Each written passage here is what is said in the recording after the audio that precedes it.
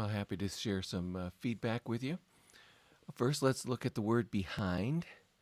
Oh, and I must say, they say the early bird gets the worm, but you sent your stuff late last night, and then I got it lost behind all these other requests that came in like, 10 to 4.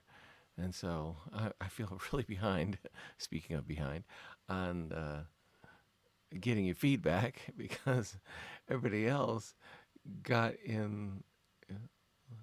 They came in later, but they showed up earlier in the email. I don't know if that makes any sense, but bad excuse. But anyway, here we go. We're going to talk about behind. Um, you're doing some interesting things with it. You're breaking it up. You behind in both ways. You can just kind of read that behind, but in neither case are you showing that one thing is in front of the other. So, and that would be my challenge. I don't know if it's going to work any better.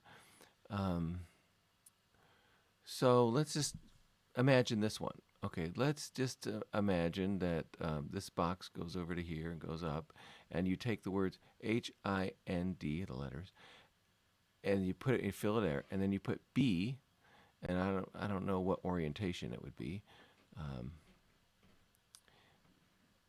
behind there. Okay, so what would happen? We'd see hind B. Yeah, that's what we'd see. So that could be both good and bad, but at least you'd be representing it behind in some way. There could be the overlap. H-I-N-D would be overlapping B-E. The bad part about that is we'd read the word backwards. We'd see hind first and then B. Okay, so the next one gives us the option to reverse that. Let's say we just put B right here and E the same way you've drawn it. So we're filling the space as much as possible. And then we turn hind and we put it across. H-I-N-D. Okay, so there it's literal. You have somebody in front, somebody in back. I think that would be a decent solution because you'd definitely be saying behind. Okay, so now let's look at these other ones.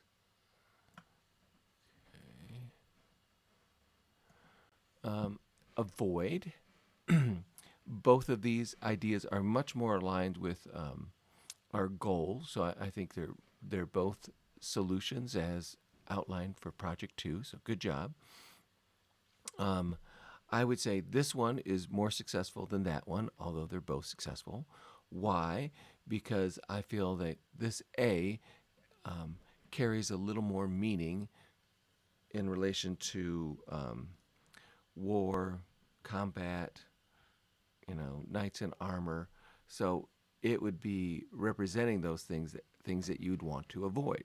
So this part is moving away from the war-like element of this black letter A. These guys are doing the same, although they're kind of like dancing around it and above it. They're like, almost teasing it. They're avoiding it. So, and it doesn't look as threatening, although it is in good contrast because these are like a script and this is a standard traditional serif. So you've got that going for you. But I think this would be better. One way you could increase it a little bit more, perhaps, is to decrease the size of your letters. So VOID is a little bit smaller, and that makes this more menacing. So there's some feedback for you. As late as it is, forgive me. And so this is how the class is going to go on Monday. We'll take the quiz. I'll give you until like half of the class to finish everything up, and then